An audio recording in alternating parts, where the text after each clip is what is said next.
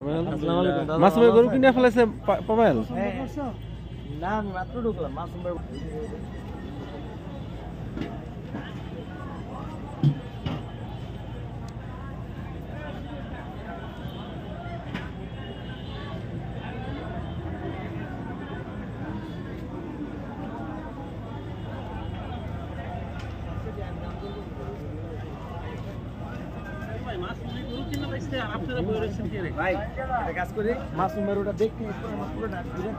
হ্যাঁ, কোন দিক দিয়ে যাবো? চলো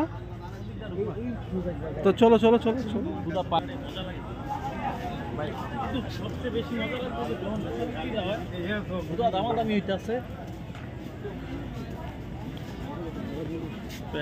গরু আছে মাশাআল্লাহ ভালো। এই দাদা, এটা কার আপনার? এখন যার গরু সিরাজগঞ্জ। কত এটা? 3.5 লাখ। বেচার দাম কোন? হ্যাঁ 1,80,000 দিব।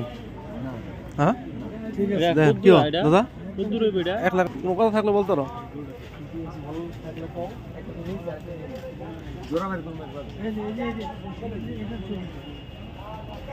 দাদা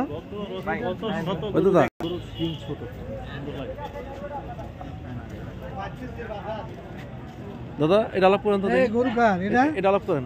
এটা কার? এটা আলাপ কত এটা? বেচার দাম করেন। হ্যাঁ বেচার দাম করবেন। আমার তো চাওয়া দাম না হলে বলতো 520 টাকা। বসেন সামনে তো ছবি তুলে নিয়ে আসলি মুরব্বি করে এটাই লাগবে। সামনে তো আমার কাছে যা কালেকশন আছে না দিনাই দেখতে হবে। সেরা দামটাও সেরা চাইতে হবো, দামটা ওরকমই চাইতে হবো তো নিতে পারে, বুঝলেন না? যাই দাম এরকম একটা করে দিলে কি হয়, তখন পাবলিক জায়গা। কয়েকটা গরু আছে হাটের সেরা, আর হাটে নেই। এবারে সেরা হ্যাঁ হ্যালো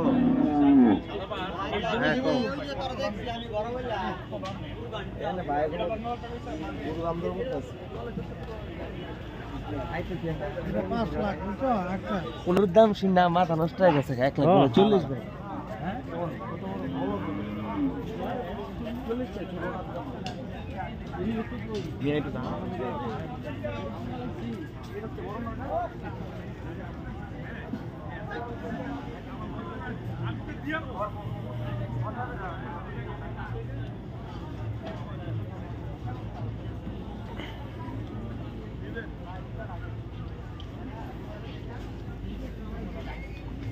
গরু আর গরু, চারদিকে গরু, বিশাল আকার গরু।